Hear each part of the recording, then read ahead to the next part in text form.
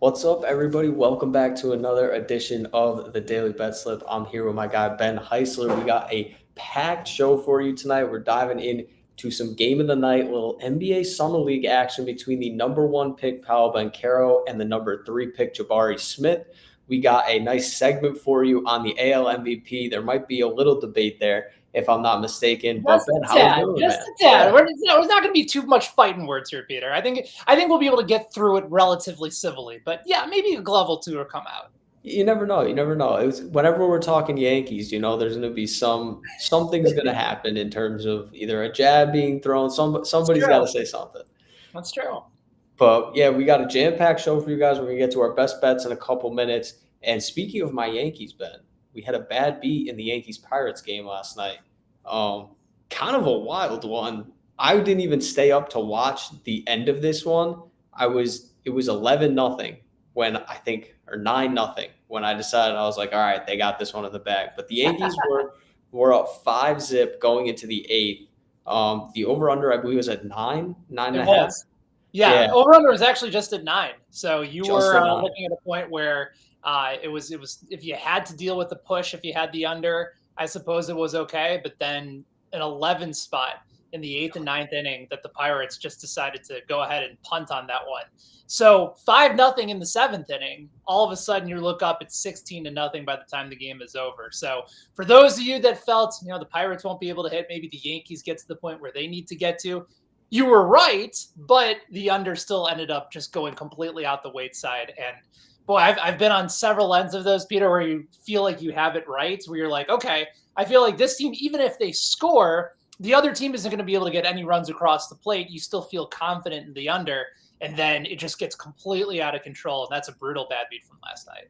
Yeah, that's really tough. The only thing I will say, I was glad because I have Aaron Judge and Giancarlo Stanton on my fantasy teams. They both hit home runs in that eighth and ninth inning, so that was helpful. But yeah, that's one of those where I feel like it feels like the game's over at that point. So you kind of are like, nobody's going to show. Like, I'm surprised the Yankees ran it up that much. Like, at that point, it's like, let's just get out of here. We got to play Boston this weekend. Like, why are we trying to pour it on against Pittsburgh? But It's the old adage of save some runs for the next yeah, game, when that really doesn't play any sort of role. It's all dependent on the starting pitcher and what your offense does on a game-by-game level. You mentioned, by the way, that those two guys came through on your fantasy team. I mean, you might be one of the few left that is fully engrossed in a season-long fantasy baseball league. As somebody who needs to be focused in so many other areas, I can only do DFS and betting on baseball. A season-long baseball league, I haven't done it in about 8 years. wow. I've done it the last 3 or 4 years. I got really into it because I won one year, but it's also fun, I feel like, because it keeps me engaged in the baseball season with teams I wouldn't normally be engaged in. So like I have like a couple Cardinals guys on my team this year. So like when Nolan Arenado's been really hot, I've been like watching a bunch of Cardinals games because I'm like, yeah, why not? But I think that's like the intrigue for me is like growing up, I was a huge baseball fan.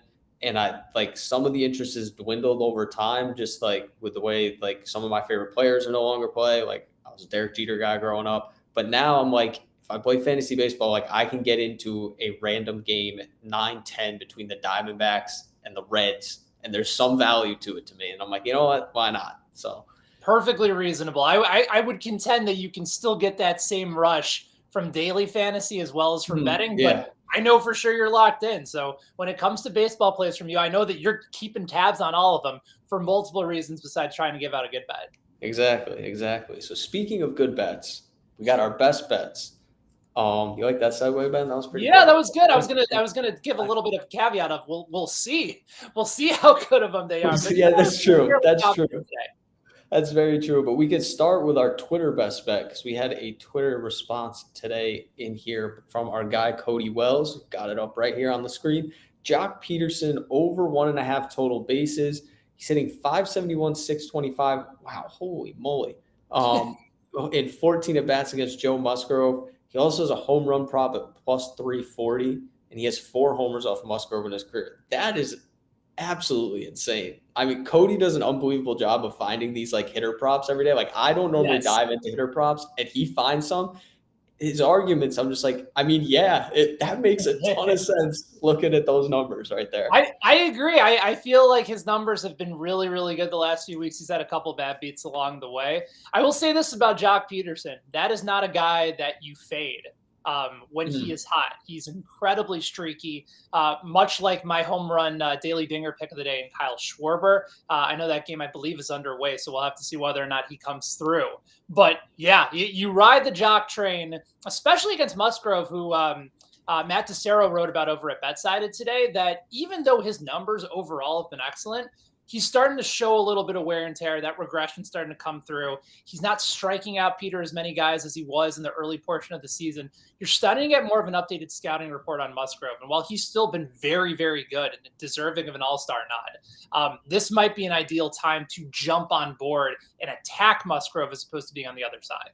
Yeah, and these two teams play each other. I know Jock is new to the division, but he's not, because he was with the Dodgers before. So these two teams play each other a lot. So obviously, these numbers, he has plenty of at-bats against him. When you're hitting that well against somebody you've seen a lot, that's impressive. I mean, hitting over 500 against anybody is absolutely insane.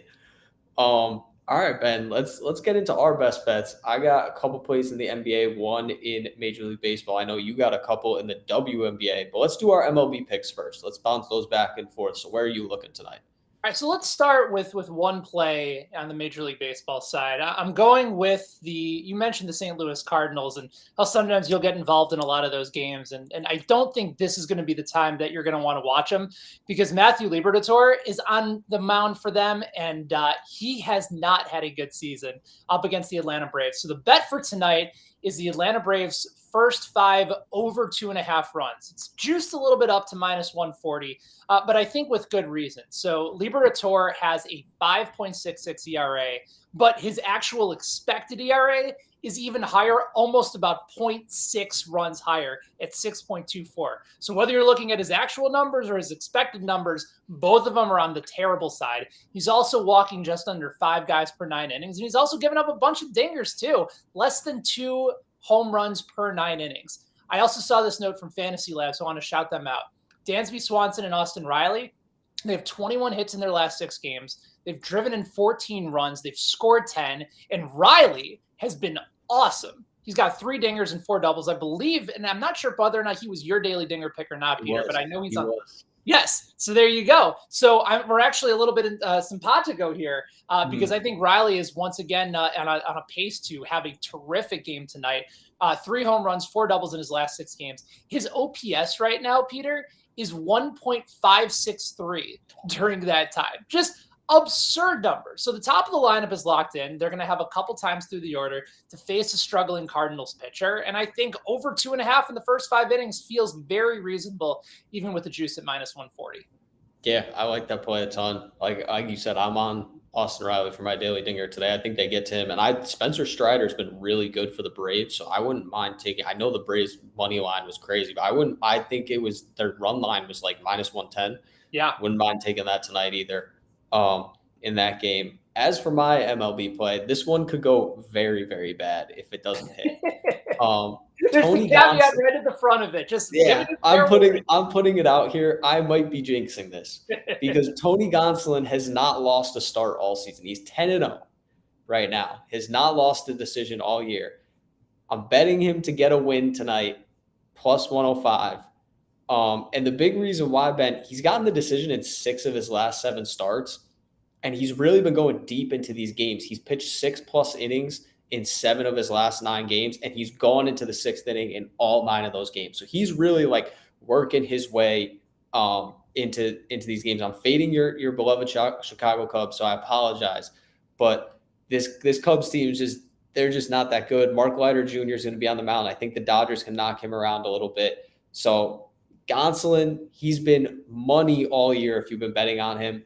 I really hope I'm not the one who jinxes him tonight. I think he gets a win. And the fact that you can get it at plus money when he just wins every single start, I think you got to take a shot on it against a Cubs team that I think they finished 3rd in the NL Central, but just not a playoff caliber team. Yeah, this is a Cubs team that has like a few intriguing pieces for the future, but they're in a full-on rebuild. They'll probably spend a bunch of money over the offseason. They are coming off a couple nice wins against the Brewers, including beating up on Corbin Burns, and that was last year's National League Cy Young winner. But Gonsolin's been awesome, like one of the more consistent, dominant pitchers over the course of the year. He's been really good at home. Chicago's turning around, coming from Central Time Zone out to LA. Yeah, I think the play makes a ton of sense. It's just a matter of whether or not they'll get the run support that he needs. But with the Dodgers offense, that's among the best in run differential all season long. It's hard for me to go against it. So no, Peter, you don't have to worry about offending me picking against the Chicago Cubs. It's not like me in my one-time stretch of fading the Yankees that I know that you were giving me a hard time about. That turned out to bite me down the road. But sure enough, I think this is a perfect opportunity for Gonsolin against a team that, might be starting to tire out a little bit after putting in some energy in that series against the Milwaukee Brewers. I'd love to see my guy Cody on my side here. He says those pitcher win bets have good value. Just recently checking some of them out. That's what I've been noticing too, because I normally take strikeout props, and I haven't been finding the value I've liked with some of them. So I've been taking outs recorded props, which have been really good when guys are at like 15.5. I love just get me one out in the 6th inning. And then win props as well has been kind of my bread and butter the last couple of weeks. So let's go rapid fire through some of these NBA picks. Ben, give me your 2 plays in the WNBA today. Okay, so the first one, I'm going to go with a team that has something on the line tonight. It's the best team in the WNBA against the worst team. But instead of just taking them to either win or to cover, I like the Chicago Sky specifically in the first quarter at -3 at -105. They're on the road against Indiana, and anything can happen in the WNBA. And I know that the Sky have actually lost in this building before, but there's something called the Commissioner's Cup that's involved. And basically all the Sky need is a win against the league's worst team. They then get to host the Commissioner's Cup against the Las Vegas Aces coming up on July 26th, where there's a $500,000 pot that's split up. The winning team gets $30,000 per player. In the WNBA, that's a nice chunk of change to be able to divide up. So all the Sky need to do is win, and they put themselves in a position where they could have clinched it the other day, but they lost to Minnesota on the road. So I think they're going to come out, play really well. They're by far and away the best net rated team in the first quarter. And conversely, Indiana is by far and away the worst net rated team in the first quarter. So you have the best of the best, you have the worst of the worst, particularly in the first quarter alone. I think Chicago comes up firing. They want to make sure that they put themselves in a position where this can be an easy win for them. They know that they lost there before, so the urgency will be high. I think 3 points is very easily attainable to be able to cover that line against Indiana just in the first quarter for Chicago. So that's my favorite of the 2 WNBA plays of the night. You want me to go ahead and get my second one right out of the way? Go for it. I like that one. Go for it. Okay, so we got the Sky -3 in the first quarter tonight. And the other one that I like is an over between the Seattle Storm and the LA Sparks. Seattle, I think you look at them first glance and you notice that this is still the best defensive rated team in the WNBA. But for whatever reason, whenever they play Los Angeles, Peter, the pace always starts to pick up. And neither of these teams really push pace. Maybe the Sparks do. They're top 5 in the league, but they're not like the fastest team. But for whatever reason, that's just sort of been their MO. They like to go up tempo. They like to push pace. Both of these teams have gotten to games above 162. The total's at 161.5. So this is just kind of how they play when they match up against each other. And the other thing to consider is that this game should have easily cleared that 162 mark the last time they played. But LA ended up outscoring Seattle 17-9 in the final quarter. Like, that's nothing when it comes to points being scored. And the Storm just shot terribly other than Breanna Stewart and Ezzie McBeggar. So I expect another bounce back opportunity for Seattle. I think both teams are going to play well. The Sparks are playing some of their best basketball of the season. Give me another offensive battle. And I think the odds makers are kind of looking at their overall rating saying, yeah, I think because Seattle's involved, you're going to see more defense. 161 is a very easy number that I think both of these teams can climb, as evidenced by the 2 times that they've played already this season. Yeah, I like that as well. I really like the Sky play. There's definitely a lot at stake for them to win that game and get off to a nice start as well in that one. So yeah, love the WNBA plays. We're talking a lot of basketball for the summer months because I have 2 plays for the NBA Summer League. Some of my favorite basketball to watch, a little laid back, Young guns going at it, guys trying to make roster spots. It's some good times. We got our game of the night on that coming up in a little bit as well. But I'm going to give my plays for the other two games that are in the Salt Lake City Summer League.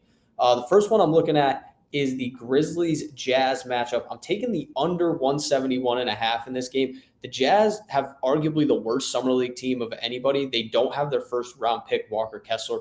The first round pick they traded Rudy Gobert for. Walker Kessler playing in the Salt Lake City Summer League. I assume he will join them for the Vegas Summer League. But they have the longest odds actually to win the Vegas one. So already the odds makers kind of out on them. They've scored only 159 points combined in their first two games.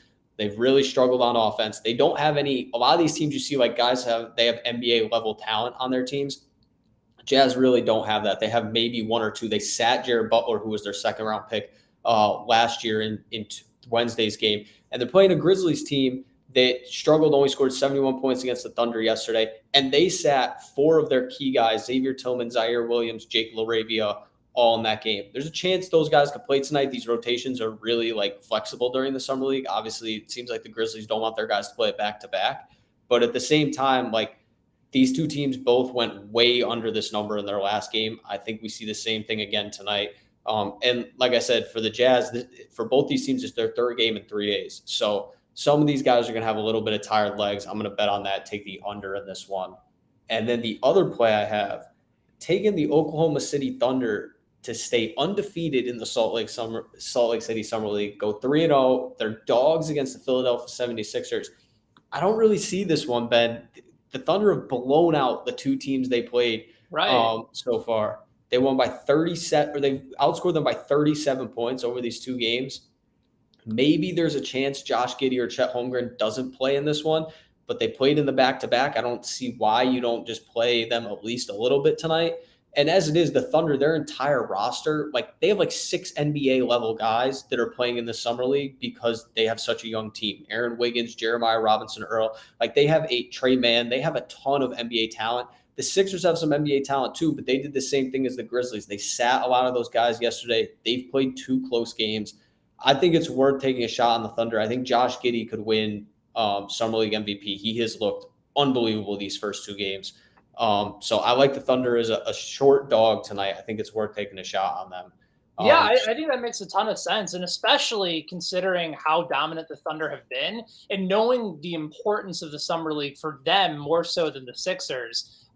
Sometimes those are some of the things that you want to consider when trying to evaluate some of these matchups. And, what Donovan and I were talking about for MVP, who are the teams, who are the guys that really need the exposure here? I don't think Philadelphia is that team. So it was a bit surprising to see them favorites in this game. Definitely surprising with you on this play. Yeah. So let's recap these best bets. We got some good ones today. I'm feeling confident. So Ben is taking over 2.5 runs for the Braves against the Cardinals in the first 5 innings. He's taking the Sky -3 in the first quarter against the Fever, and the Storm Sparks over 161.5 points. Myself, I'm taking Tony Gonsolin to get a win for the Dodgers against the Cubs tonight, taking the under 171.5 in the Grizzlies Jazz Summer League matchup, and then I'm taking the Thunder money line against the Sixers in their Summer League matchup. So a lot of basketball on the slate today, but I'm feeling good about it. I like where we are, Ben. Really, I think so too. And again, anytime you can get basketball in July to try and break up the sports calendar, I know that your eyes are going to light up, and it's nice. It kind of feels like even though basketball, the real season is far away, you get a little taste of what those rookies can look like in Summer League. So very exciting time for anybody that's an NBA fan.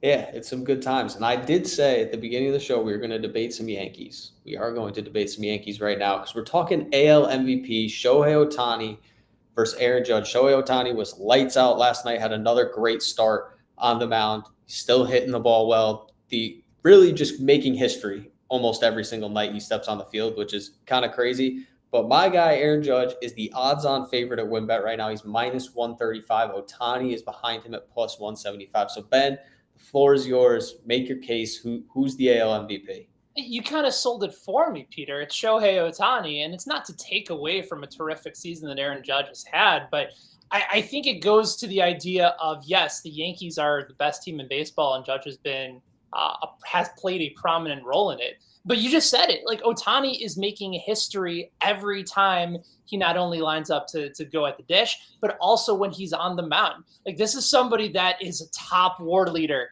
in baseball. He has a 10.1 true runs above average. He's 9.7 in true pitching runs above average. Like there is not anybody that's doing what he's done in baseball history. Like last night, you mentioned what he was able to do with his performance and also his 2 RBIs. Like this hasn't happened in hundreds of years when it comes to the sport. So you're telling me that somebody who is changing the sport every time he appears on the mound, who is evolving the game at levels that we haven't seen in such a long time, it's hard for me to look at it and say, I don't know how you consider this guy not to be the most valuable player. I mean, we've seen it with Mike Trout. Like, yes, those teams haven't won, but you're actually looking at a lot of the numbers put together.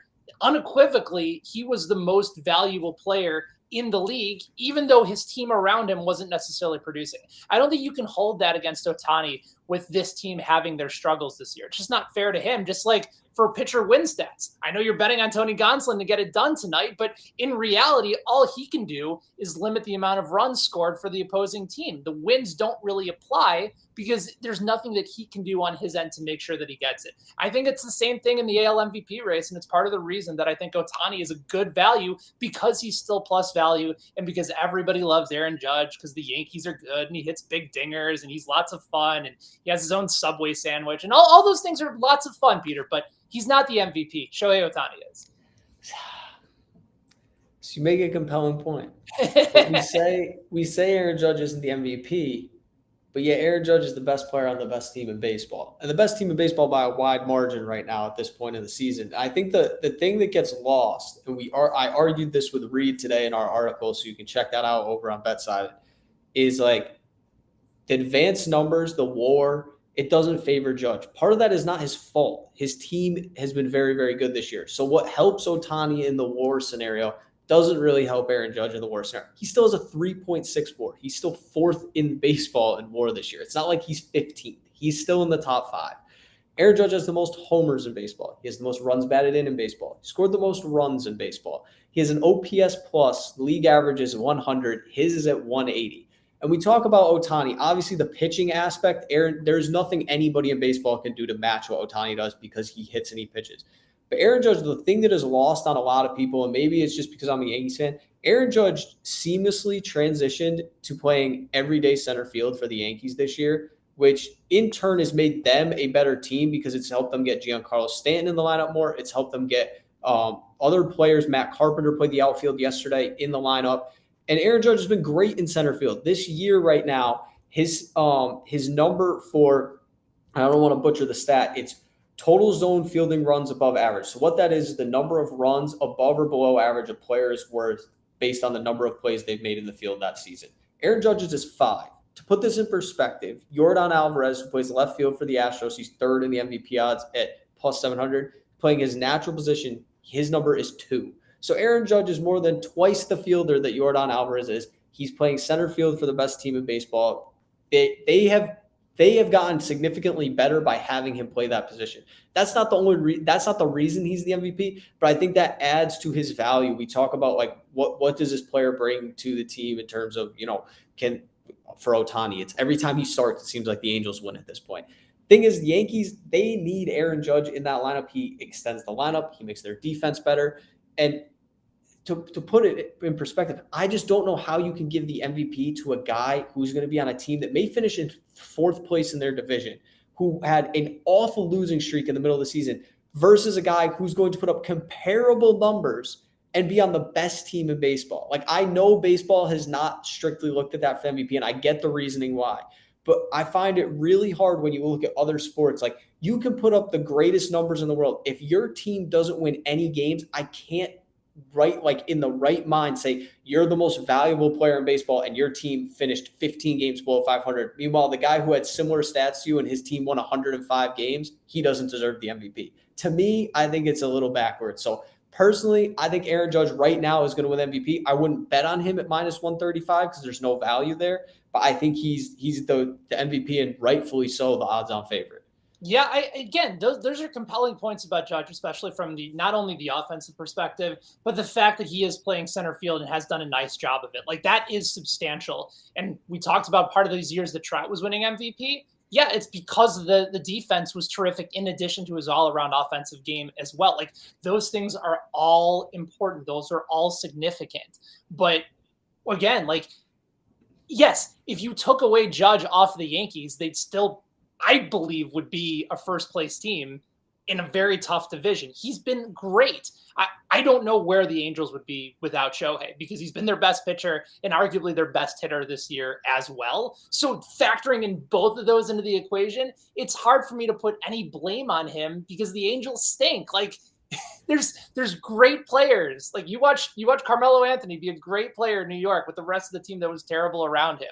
So there's only so much. I was never saying Melo win MVP. That's the thing. Like that's the thing there. Reed did weigh in. He said awards aren't given on July 7th, and he's right. Awards aren't given on July 7th, which is why I'm saying wait until Aaron Judge finishes the year as the league leader in WAR, right. and then we can talk unless about he does the home run derby and only hits 5 home runs the rest of the second half. He's not doing the home run. I refuse. I will not. I will personally make sure Aaron Judge doesn't do the home run derby. He will drive to Los Angeles. Yeah, I'll make sure it doesn't happen. All right, so good debate in some Yankees. Now we got game of the night. This is going to be a really fun one. We got Rockets Magic, number 3 overall pick Jabari Smith, who everybody thought was going to go number 1, and number 1 overall pick Paolo Banchero facing off in the Summer League. It's a 10 p.m. Eastern time tonight, first game of the Vegas Summer League. Ben, I'm fired up for this one. I think this is going to be a fun game to watch. What are your thoughts? Where are you leaning on this one? It's tough because I look at we know that the onus is going to be on both those guys, and typically in Summer League, your first game, a lot of these players want to make a statement, but there's still so much adjustments. They're still not used to the speed of the game. So I'm taking the under, and actually we've seen this number climb at a couple sports books. So if anything, for me, that's ideal in my direction. I wrote down in my notes for today's show that I like the under at 168.5. Right now at Consensus Sportsbooks, this line has gone all the way up to 171. So I don't know if I'm going in the wrong direction or if the public has just bet this game up because it's the number 1 pick in Banchero against the number 3 pick in Jabari Smith. But for similar reasons, like you mentioned before in the under for the Jazz game tonight, there's going to be a lot of players just trying to figure out what to do on the court. And I also don't think that a lot of these coaches are going to give them a ton of minutes. It's still going to be some bad basketball, even though we'll have professional basketball. I think this is getting bet up a little bit too much from the public. And even though Banchero and Smith and some of their teammates have a chance to go off tonight, even with that being said, I just think there's too much focus. A lot of people get excited. They like to bet overs. To me, I'm going to go ahead and fade the public here and take the under, especially now that I can get it at 171. So under 171 is how I'm looking at for Rockets and Magic tonight. Yeah, I don't mind that play at all. The way I'm looking at this game, I'm going to take the Rockets -2. I think it might have moved to -2.5 at some places, but still like them at that number. The way I look at these Summer League games is really hard to handicap, especially when you haven't seen the teams play. So I think it's really important to look at the roster and who is playing in these games. So like for Orlando, obviously Banchero's playing, but their number 5 pick last year, Jalen Suggs, he is not playing in the Summer League. They don't have as many NBA players on their Summer League roster. They have more guys trying to make the team than the Rockets do. And in this case, I think that benefits Houston. Houston's going to have Ty Washington, Tari Eason, Jabari Smith, all 3 first-round picks from this past year. They won't have Jalen Green, who was the number 2 pick last year, but they will have Josh Christopher, who was a lottery pick, or who was just outside the lottery last year in the first round. So you have 4 NBA players, probably going to keep those guys on the floor. The difference between some of these teams and these younger teams, it's why I like the Thunder earlier. Like they want to see these young guys get run because they're honestly trying to see what they have in their draft picks. A lot of these veteran teams, they're trying to find who's going to be the 14th, 15th man on their roster potentially, who's going to get a training camp invite. That doesn't matter as much to the Magic and the Rockets. I think it doesn't matter really at all to the Rockets the way they've based their roster. Like they have a couple guys on 2-ways on there as well. Like they are going all in. Like they want to see what they have. They have an extremely young roster. So to me, I think they have a little bit more talent. I think there's a little chip on the shoulder for Jabari Smith coming to this game. Everybody thought he was going number 1. I'm sure he thought he was going number 1 until probably right up until the draft. The Magic kind of pulled it out of a hat. They took Banchero at 1. So I wouldn't be surprised if he kind of goes out there tonight and is like, hey, I am just as good as that guy who's right across from me. I like Houston in this spot. I think the talent gap, once like the top guys for Houston and the top guys for Orlando, I think Houston has the advantage. Yeah, perfectly reasonable point. And one other thing to take note of with this Houston roster, Ty Washington, Jabari Smith, Tari Eason, a lot of guys that all are very familiar with each other from the SEC this year. Mm-hmm. Eric Coleman also played at Mississippi State. He's on the roster as well. So there's a little bit of familiarity, even though they weren't on the same team. They definitely know each other's game, and I think they're going to hype each other up a little bit too. Yeah, I really like Houston tonight, and luckily, the people like Houston too. That's what I like to see. You sold them, Pete. That's what you did. You pushed it through. People were going like, I like that underplay from Benny, but no, you sold them. And once again, I think for every time except for one show, and Joanne, you can tell me if I'm wrong here. Every time except for one show, the public and our great BetSided community has gone with the side instead of a total. And once again, that is indeed. So, yeah, there you go. Houston -2. They even get it at the better number, Peter. So even better. Yeah, there we go. And I think, Ben, we can have both these hit. I'm thinking Rockets 75, Magic 70. Why not? That works for everybody. Everybody's home free. Nice, easy night. I like that. I like that for a final score. We can even parlay it together and try to add a little bit of extra action onto the books. It's not a bad call. Not a bad call. So that is our show, everybody. We appreciate you guys hanging out with us here on Daily Betslip. I believe we have Donovan and Reed on the show tomorrow. I'm sure they're going to dive into some more of the Summer League action tomorrow, as well as the baseball slate. We got a big slate in baseball, obviously some Yankees, Red Sox action again tomorrow night. So appreciate you guys hanging out. For Ben, I'm Peter. Make sure you like and subscribe to the channel below, and we will talk to you guys next time.